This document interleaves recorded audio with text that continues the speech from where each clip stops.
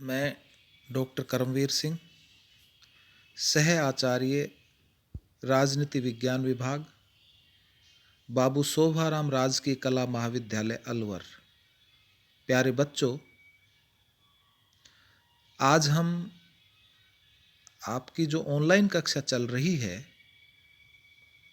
इस कक्षा में बीए पाठ प्रथम का पेपर जो फर्स्ट है, राजनीति विज्ञान के मूल आधार, फाउंडेशंस ऑफ पॉलिटिकल साइंस, इसमें जो आपका टॉपिक चल रहा है मार्क्सवाद,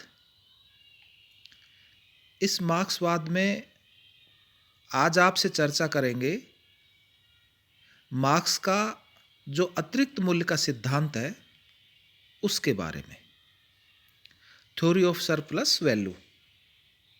प्यारे बच्चों, कार्ल मार्क्स का जो अतिरिक्त मूल्य का सिद्धांत है, इस अतिरिक्त मूल्य का सिद्धांत में मार्क्स का जो राजनीतिक व आर्थिक चिंतन है उसका बड़ा महत्व है। वह अपने इस सिद्धांत के द्वारा जो पूंजीवाद के द्वारा गंभीर अन्याय और श्रमिकों का जो शोषण होता है उसको इस सिद्धांत के माध्यम से प्रकट करना चाहता या किया।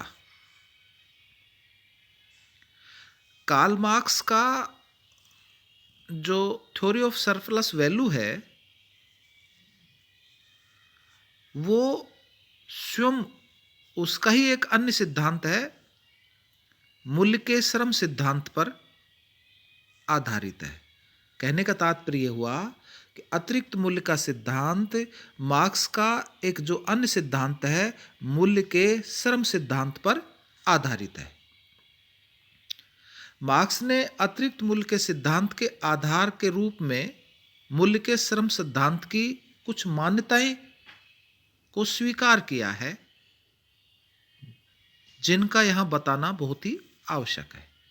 जैसे नंबर 1, विनिमय मूल्य की उत्पत्ति श्रम से होती है। इसमें मार्क्स ने क्या बताया कि किसी वस्तु का विनिमय मूल्य यानी कि बाजार का मूल्य सदैव उतना होता है जितना उस वस्तु के उत्पादन में श्रम लगता है। दूसरी बात कि विनिमय मूल्य को श्रमिक उत्पन्न करता है, क्योंकि किसी वस्तु के उत्पादन में श्रम का व्यय केवल श्रमिक करता है। अतः मार्क्स बताता है कि किसी वस्तु में विनिमय मूल्य भी केवल श्रमिक द्वारा ही उत्पन्न किया जाता है। तीसरी बात क्या बताई कि श्रम एक वस्तु है। मार्क्स ने बताया कि श्रमिक का श्रम एक वस्तु है जिसे श्रमिक बेचता है और कौन खरीदता है? पूंजीपति उसे खरीदता है। तो मार्क्स के जो ये विचार है, इन आधारों पर यह निष्कर्ष निकाला, क्योंकि श्रमिक के श्रम द्वारा ही किसी वस्तु में विनिमय मूल्य उत्पन्न होता है, अतः विनिमय मूल्य पर श्रमिक का ही अधिकार होना चाहिए, पूंजीपति का नहीं। और दूसरा ये निष्कर्ष निकाला कि श्रमिक को वस्तु के विनिमय मूल्य के बराबर ही वेतन यानी कि उसकी जो पगार मिलती है वो मिलना चाहिए। तो मार्क्स ने अपने मूल्य के श्रम सिद्धांत से प्राप्त जो निष्कर्ष निकले उनके आधार पर अपने अतिरिक्त मूल्य के सिद्धांत का विकास किया और उन्होंने बताया कि व्यवहार में पूंजीवादी व्यवस्था में श्रमिक को विनिमय मूल्य के बराबर वेतन नहीं मिलता है, अपितु उनकी तुलना में श्रमिक को बहुत कम वेतन दिया जाता है। तो इस प्रकार यह संपूर्ण विनिमय मूल्य के एक भाग को ही श्रमिक वेतन के रूप में प्राप्त कर पाता है और इसके शेष बड़े भाग को पूंजीपति अपने पास रख लेता है। तो वस्तुतः पूंजीपति विनिमय मूल्य के जिस बड़े भाग को, जिसे अतिरिक्त भाग भी कहा जा सकता है, को अपने पास रख लेता है, उसे ही कार्ल मार्क्स ने अतिरिक्त मूल्य का सिद्धांत कहा है। मार्क्स ने बताया कि अतिरिक्त मूल्य उन दो मूल्यों का अंतर होता है जिसे श्रमिक उत्पन्न करता है और जिसे वह वास्तव में पाता है। सरल शब्दों में यह कहा जा सकता है कि यदि हम विनिमय मूल्य में से श्रमिक के वेतन को घटा दें तो जो राशि यानी कि मूल्य बचती है उसे ही अतिरिक्त मूल्य कहा जाता है।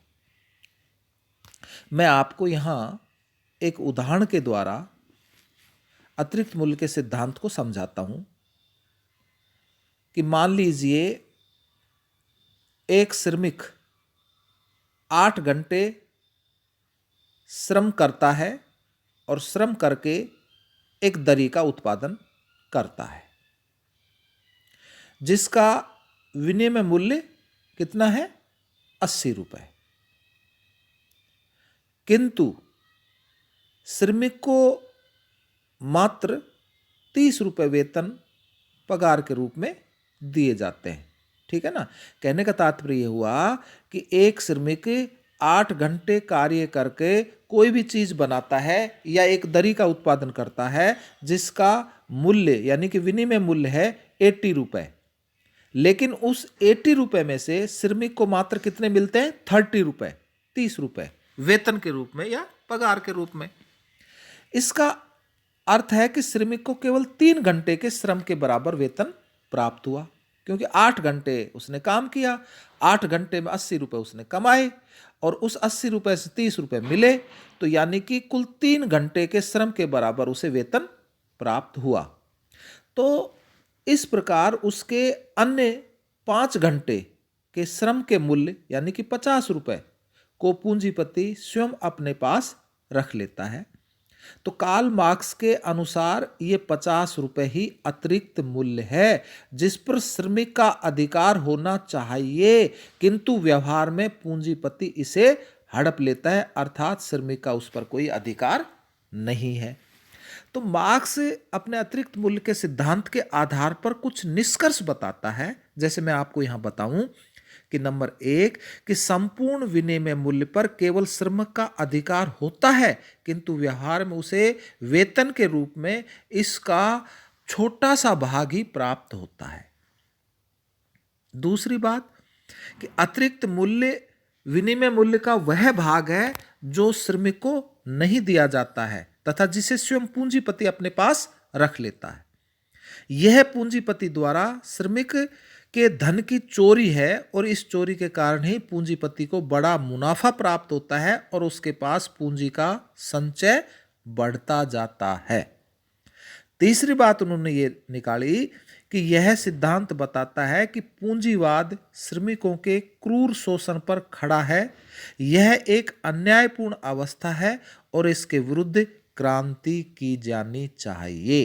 ये बातें कार्ल मार्क्स अपने अतिरिक्त मूल्य के सिद्धांत से बताता है कि किस प्रकार से वो एक जो श्रमिक होता है वो कोई चीज़ बनाता है और किस प्रकार से जो पूंजीपति है वो उसको हड़प जाता है, उसमें से कुछ हिस्सा ही उस श्रमिक को देता है। यहाँ पूरा ये अतिरिक्त मूल्य आपको बिल्कुल समझ में आ गया होगा। लेकिन अतिरिक्त मूल्य का जो ये सिद्धांत है कार्ल मार्क्स का, आलोचकों ने इसकी क्रिटिसिज्म भी की है, या यूं कह सकते हैं कि आलोचकों ने इसकी आलोचनाएं भी की हैं। वो किस प्रकार से की है कि जैसे मैं आपको बताऊं कि सिद्धांत का आधार ही गलत है। आलोचक क्या कहते हैं कि मार्क्स ने मूल्य के श्रम सिद्धांत द्वारा जो बताई है कि किसी वस्तु में विनिमय मूल्य केवल श्रमिक के श्रम द्वारा ही उत्पन्न होता है, किंतु वास्तविकता ये है कि किसी वस्तु में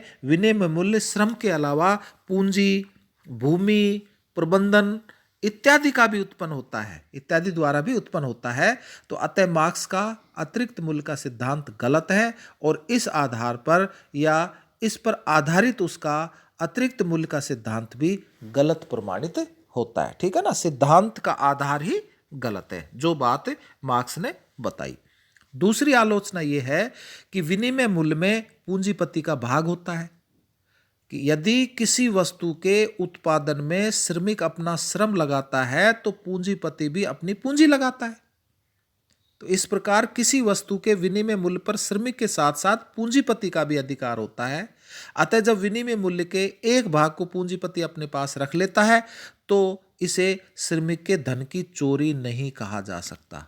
ठीक है ना। आलोचकों ने आलोचना की है कि विनिमय मूल्य में पूंजीपति का भाग भी है कि कार्ल मार्क्स ने जो बातें अपने अतिरिक्त मूल्य के सिद्धांत में बताई कि इसमें तो श्रमिक का ही अधिकार है, श्रमिक को ही मिलना चाहिए, जबकि आलोचक कहते हैं कि नहीं, जो विनिमय मूल्य है, जो चीज बेची जाती है, उसमें पूंजीपति का भी बड़ा भाग होता है। क्यों? क्योंकि श्रमिक एक प्रकार से श्रम करता है और पूंजीपति अपनी पूंजी लगाता है, इस आधार पर वो अपने पास रखता है, तो ये श्रमिक के धन की चोरी नहीं कहा जा सकता।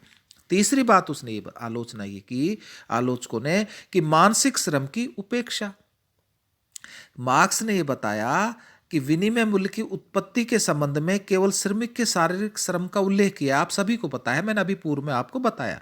जबकि किसी विनिमय मूल्य की उत्पत्ति में योजना, उसकी तकनीक का ज्ञान, प्रबंध तथा बिक्री की व्यवस्था के रूप में जो मानसिक श्रम की विशिष्ट भूमिकाएं होती हैं, कार्ल मार्क्स ने उस विनिमय मूल्य की उत्पत्ति में उस मानसिक श्रम के योगदान की बिल्कुल उपेक्षा की है। अर्थात ये सिद्धांत गलत है कि उसका जो किस प्रकार से मस्तिष्क चलता है पूंजीपति का, कि कैसे बेचूंगा और उसकी कैसे योजना बनाई, उसका तकनीकी ज्ञान, उसका प्रबंधन, सब उनकी उपेक्षा मार्क्स के द्वारा इस अतिरिक्त मूल्य के सिद्धांत में की गई है। तो आलोचक उनकी यह कहकर भी आलोचना करते हैं। प्रचारात्मक महत्व।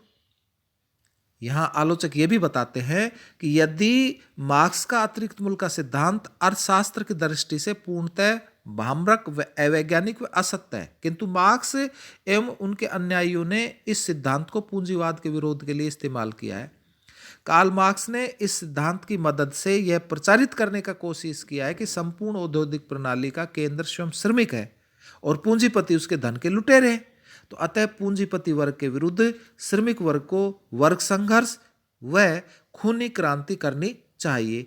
मैक्स बियर एक विद्वान है, उन्होंने बताया था कि मार्क्स के अतिरिक्त मूल्य के सिद्धांत का राजनीतिक व सामाजिक नारेबाजी की दृष्टि से ही महत्व है, बाकी नहीं है। अर्थात ये एक प्रचार का महत्व कहा जा सकता है।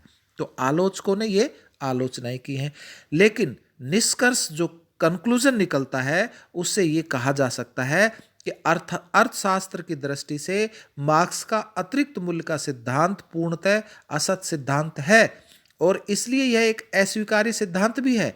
किंतु समाजवादी आंदोलन के इतिहास में इस सिद्धांत का अत्यंत ही महत्वपूर्ण स्थान रहा है।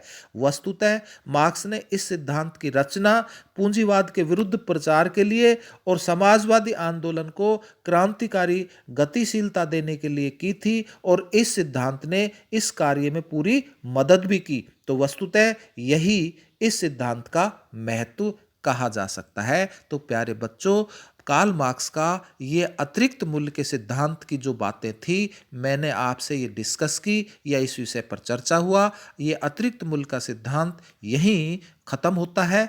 नेक्स्ट जो आपकी ऑनलाइन कक्षा होगी उसमें जो राज्य की मार्क्सवादी अवधारणा है, कंसेप्ट ऑफ स्टेट्स, उसके बारे में अपन चर्चा करेंगे। धन्यवाद।